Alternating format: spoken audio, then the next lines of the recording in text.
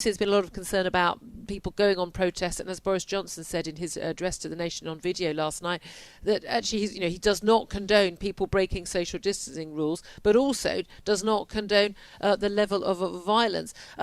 We're expecting a rally in Oxford today. It's all going to carry on because there are plenty of statues towards, statues to nasty white men who did nasty things in the past, because an awful lot of people in the past did do nasty things. That, I'm afraid, is the horrific truth. But Cecil Rhodes, is the Victorian imperialist, is the next one in line. Do you think there will be more violence today by some protesters? Do you think the police will be stepping in? And what do you think should happen to these statues?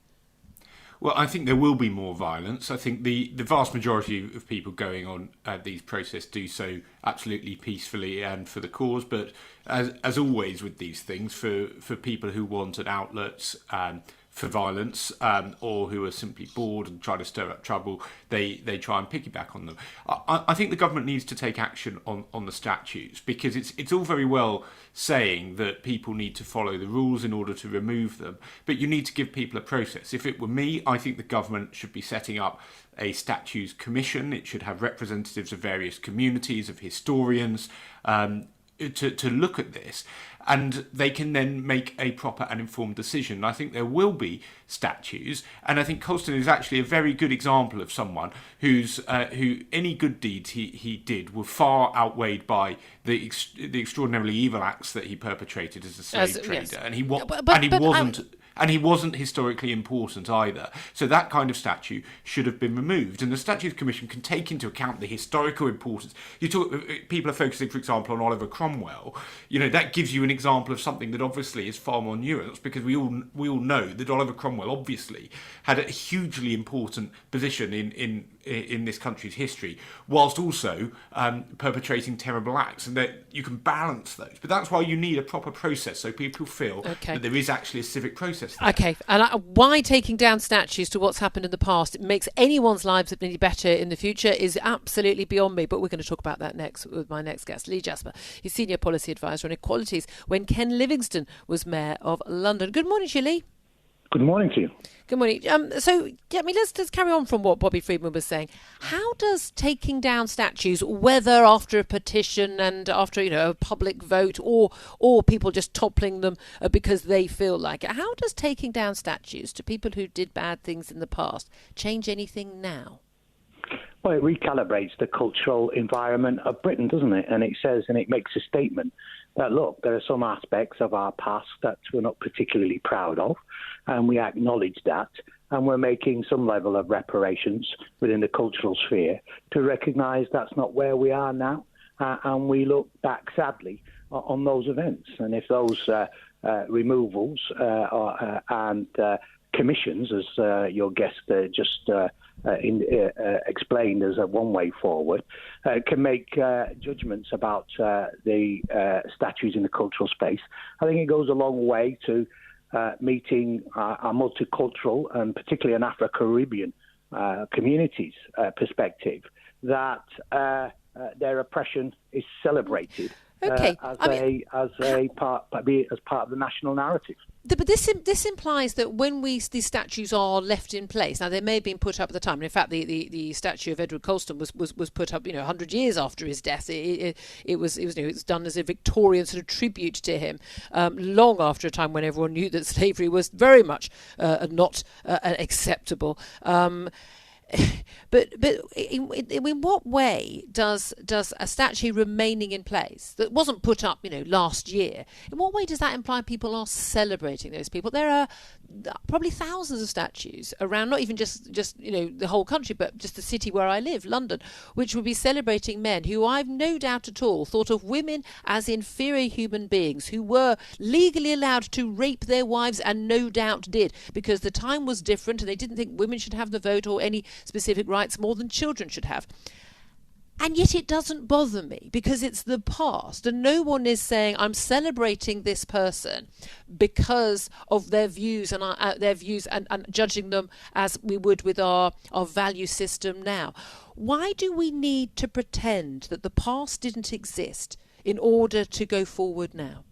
Well, nobody's suggesting we don't. pretend the past. But that's what taking statues down is, isn't it? Well, no, it isn't at all. You can take a statue down, you can remove it to another place as a sort of statue of colonialism and British history, and you can use it within an educational context. You can put another plaque on the statue that says, this man was responsible for the heinous genocide of thousands and thousands of Africans, literally threw Africans in the sea to claim. I mean, that's what I would rather do. I would rather leave the statues up and have an honest plaque. Oh, Julia, if you're going to ask me a question, you've got to let me answer. Apologies.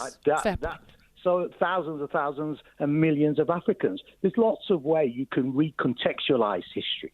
But what's not acceptable is after a big celebratory plaque on a statue for somebody in a slave port in Bristol, which was notorious for its treatment of Africans, and have no acknowledgement of the pain and suffering caused to those Africans, and leave the statue completely without its proper historical context.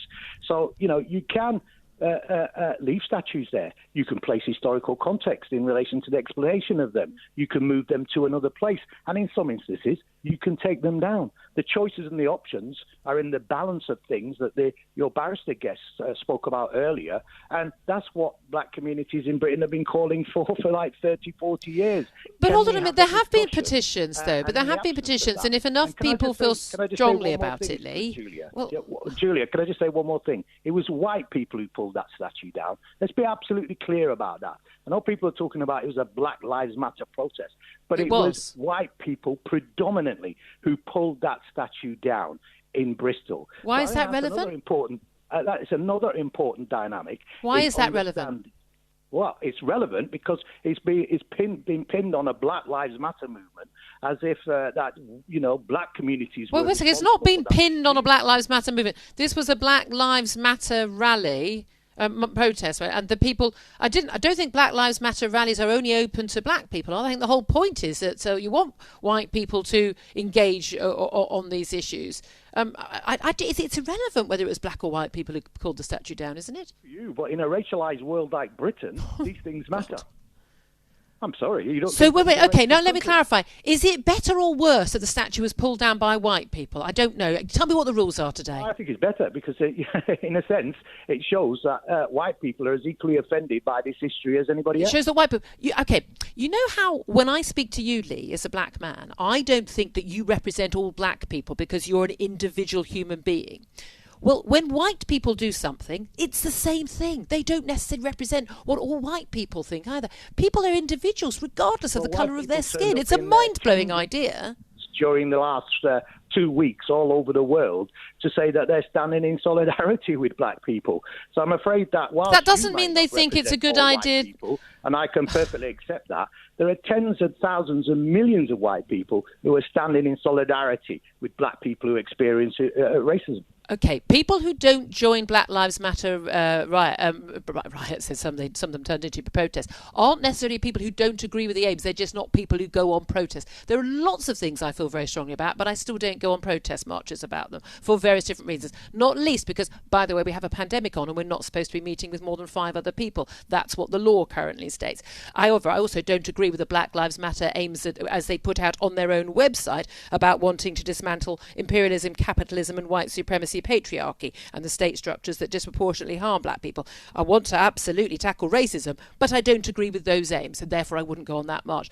Because white people pulled the statue down, it doesn't seem to me to make any difference at all whether that was a good thing or a bad thing. It's whether or not you are entitled to take the law into your own hands. What statue should be next? There's a rally in Oxford today. Cecil Rhodes, the Victorian imperialist, is burning the next target. But what about Cleopatra's Needle, the tomb of Karl Marx? It's been suggested. What about in Rome? What about the Colosseum in Rome, where slaves were forced to fight to the death? How much of our past do we dismantle? Well, you dismantle the greatest crime in human history, which is the African enslavement of millions of people for hundreds of years. That's your top of your list. Is that the greatest crime in human history? That's absolutely a great crime. You talk over me. I don't know why you wanted to. No, I know, but no, you answered. I asked you the question, and then Lee, Lee, the trouble is, I'm trying to have a conversation with you, and so when you've made a point, I want to answer that point, and then we move on. I'm saying, I'm questioning why you think it's the greatest crime. It was an appalling, disgusting, foul crime. However, every single empire for millennia has enslaved people. The past is a horrible place. Every single, the Romans enslaved people. Everybody enslaved people. It doesn't excuse what happened. People should have known better at the time of the African slave trade. Of course they should. But this was a great crime perpetuated against every race by every empire throughout the ages. Well, you've spoken for 85% of the time we've been on air so far, Julia. Do you want to say anything else so I can just respond and just clean up the, my concluding points? Please respond. Okay, well, first of all, we're talking about the greatest crime in human history, in modern human history, in relation to the African slave. Well, you said you wouldn't interrupt. There you go again. In terms of the enslavement of Africans.